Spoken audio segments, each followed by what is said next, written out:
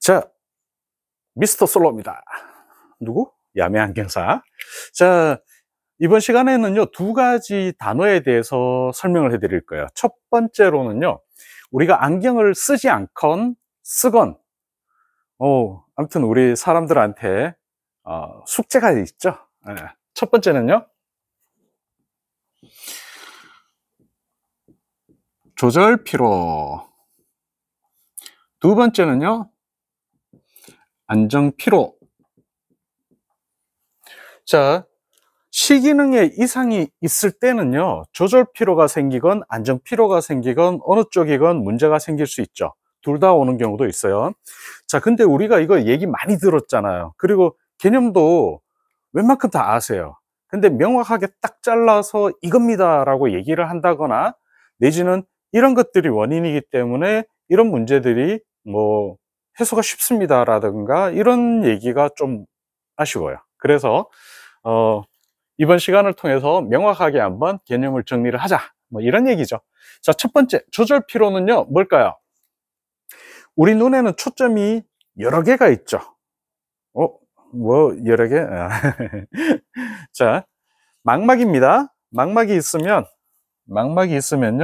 우리가 난시가 있으면 뭐가 있어요? 전초선과 후초선이 있겠죠. 그래가지고 얘네들이 초점이 두 개로 나뉘어지는 거고요. 자, 조절 피로는요, 전초선, 후초선 없어요. 예, 일단 정시라고 보시면 돼요. 아니면 뭐 저걸 하는 케이스죠. 뭐 교정을 했다 이렇게 보시면 돼요. 그래서 초점은 하나로 맺힙니다. 근데 망막에 맺혀야 되는 초점이 앞이나 뒤에 맺혔을 때 생기는 게 조절 피로입니다. 쉽게 말해서요, 초점에서 떨어져 있기 때문에 이걸 맞춰서 조절을 해야 되기 때문에 생기는 피로가 조절 피로예요. 자, 그러면은 여기서 떠오르는 것들이 몇 가지가 있겠죠. 자, 그거는 다음 시간에 제가 설명을 해 드릴게요. 왜냐 그러면 이것도 좀 파고 들어가야 되는데 이거하고 구분을 먼저 해 드리려고 그래요. 자, 조절 피로는 초점에서 어긋나 가지고 생기는 피로다. 어긋났으니까 뇌에서는 초점을 맞추려고 노력을 하겠죠. 노력을 안 해도 되죠. 완벽하게 딱 완전 교정이 되면 노력을 안 합니다. 이걸 조절 휴지 상태라고 그러죠. 전혀 노력을 안 했는데 초점이 딱 맞으면 어때요? 뇌는 편하겠죠. 근데 초점이 안 맞아요. 그러면 얘를 맞춰야 되잖아요. 피로하겠죠. 왜? 열심히 일을 해야 되니까. 그래서 조절 피로는 뭐다? 초점이 안 맞아서 생긴다. 근데 여기서 생각을 해봐야 되는 게요, 근시인 사람이 초점이 앞에 있어요. 쉽게 말하면 교정이 덜 됐겠죠? 덜 됐으면은 조절 피로가 생겨야 되는데 왜 안 생길까요? 멀리 안 보면 돼요. 가까이 보면 조절 피로 안 생겨요. 예를 들어서 저기 앞에 있는 TV를 봐야 되는데 걔가 흐려요. 흐린 상태에서 보면은 계속 조절 피로가 생기는데 내가 조금 앞에 가서 앉으면 끝나잖아요. 아무 문제 안 생기죠. 그래서 조절 피로는 사실상 피로라고 인정을 해줍니다. 자, 근데 아까 안정 피로라는 얘기 했었죠. 안정 피로, 이거는요 조절 피로하고 얘기가 달라요. 아까 전에 제가 난시가 있을 경우에는 초선이 두 개로 잡힌다 그랬었죠. 그래서 전초선, 후초선이 잡히는데 안정 피로는요, 난시가 정확하게 이렇게 딱 초점이 맺히는 게 아니라 두 개가 어긋나 있을 때, 떨어져 있을 때, 불완전한 상태에서 초점이 맺혀 가지고 망막에 가면 생기는 게 안정 피로예요. 아까는 조절 피로는 어때요? 초점이 하나인데 앞에 있거나 뒤에 있거나 했을 때 조절 피로가 생긴다 그랬죠. 근데 얘는 초점이 하나가 아니라 미세하게 둘로 나뉘어져서 망막에 와요. 그러면 망막은 정확한 상을 맺기 위해서 끊임없이 움직이게 되죠. 그래서 사실상 조절 피로는 피로에 해당되는데요, 안정 피로, 쉽게 말해서 난시가 저교정돼서 생기는 안정 피로는 거의 스트레스에 가까워요. 그래서 난시가 아주 센 난시고 아예 교정이 안 됐다, 그럼 뇌에서 포기를 합니다. 난 어차피 안 보여, 노력할 필요 없어. 근데 문제가 생기는 건 뭐냐 그러면 비슷하게 왔는데 완전하지 않을 때, 그때 뇌에 오는 피로는 장난 아니죠. 제가 이런 표현 많이 하잖아요. 예, 팔이 부러졌어요. 아프죠? 근데 손톱 밑에 빠지지 않는 가시는요, 아픈 게 아니에요. 미치는 거죠. 얘는 기부스하면 끝나요. 그죠? 근데 얘는 안 빠지면 돌아버리는 거예요. 그래서 안전피로는 조절피로와는 개념이 완전히 다르다. 난시가 저교정되거나 과교정됐을 때 생기는 안전피로는 뇌에는 사실상 스트레스에 가깝습니다. 그래서 제가 중요하다라고 늘 얘기하는 게 난시 완전 교정이 잔여 난시를 없애는 게 정말 중요합니다. 어떤 선생님께서 질문을 하세요. 어떤 분은요, 난시 안 잡아줬는데도 아무 불편 없던데요? 네, 그럴 수 있어요. 왜냐 그러면 뇌가 완벽한 상태를 경험을 못 해봤잖아요. 그렇다고 그러면 잔여 난시가 있어도 안정 피로에 대해서 별로 못 느껴요.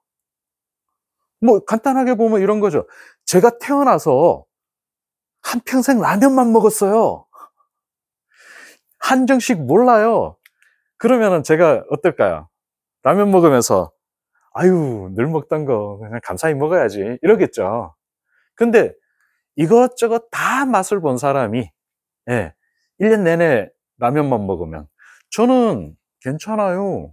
습관이 됐기 때문에 스트레스 받지 않아요. 근데 맛있는 거 열나 드시던 분이 1년 내내 라면 드시면 미쳐버리죠. 이게 스트레스예요.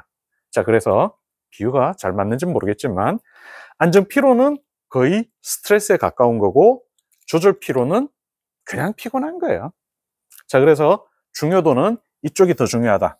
쉽게 말씀드리면요, 편두통 있는 분들 있죠. 한쪽이 아파요, 멀미를 심하게 해요, 막 이런 굉장히 좀 힘들어 하시는 분들 계세요. 그 중에 상당수가 난시를 제대로 못 잡았을 때 또 해당이 돼요. 실제로 저도 그렇지만 여러분 매장에서도 안경원에서도 그런 경험 있잖아요. 안경 맞췄더니 먹던 두통약을 끊었어요. 안경을 새로 맞췄더니 와, 멀미를 안 해요. 뭐 안경 새로 맞췄더니 이제는 어지럽지가 않아요. 이런 건 나오잖아요. 그게 그래서 난시가 참 중요하다, 그런 얘기예요. 자, 다음 시간에는요, 조절 피로에 대해서 조금 더 정확하게, 왜냐 그러면 여기 또 다룰 게 있거든요. 아무튼 핸디크로스 실린더에서 검사거리 어느 정도 확보하시면요, 안정 피로는 다 피해 나가실 수 있으니까 크게 고민은 하지 마시고 대신에 명확하게 확인을 해 보셔야겠죠. 지난 시간에도 제가 다른 강의에서도 그런 얘기를 했었는데요. 난시 검사를 하실 때 그냥 크로스 실린더로 숫자시켜 보시면 돼요. 뭐 1번, 2번 해가지고 다 일정하게 다 비슷하다 그러면 그건 맞는 거거든요. 근데 마지막에 확인하실 때 잔여 난시, 글씨가 좀 그래요. 잔여 난시를 확인하는 거는 방법이 있죠. 검사하는 중에는요, 방사선시표 쓰지 마시라 그랬어요. 근데 마지막에 검사 끝나고 방사선시표를 띄운 다음에요, 플러스 025를 갖다 대세요. 플리퍼로. 플러스 025, 마이너스 025. 쉽게 말하면 망막에다가 이렇게 완전 교정돼 있다라고 의심될 때, 약간 그런 느낌이 올 때 얘를 앞으로 당겼다 뒤로 밀었다 해서 해보면 잔여 난시가 없죠. 완전 교정이 돼 있으면 앞으로 당겨도 뒤로 밀어도 얘네들 진하기가 다 동시에 다 흐려져요. 근데 잔여 난시가 있죠. 그러면 플러스 025, 마이너스 025 했을 때 어느 한쪽이 진하고 반대쪽으로 역전시키면 반대쪽이 진해요. 이거는 잔여 난시가 존재하는 거예요. 그래서 검사를 계속 하시고 마지막에 이런 식으로 그냥 방사선시표 띄워놓고 다 일정하게 보이세요? 이거 아니에요. 플러스 마이너스 025 플리퍼 가지고 망막 앞으로 뒤로 왔다 갔다 하면서 얘네들이 균등하게 다 흐려지는지 이것만 보시면 완벽하게 맞출 수 있죠. 제가 늘 쓰는 방법이고요. 생각날 때마다 말씀드리는 방법이죠. 자, 그럼 다음 시간에 뵙겠습니다.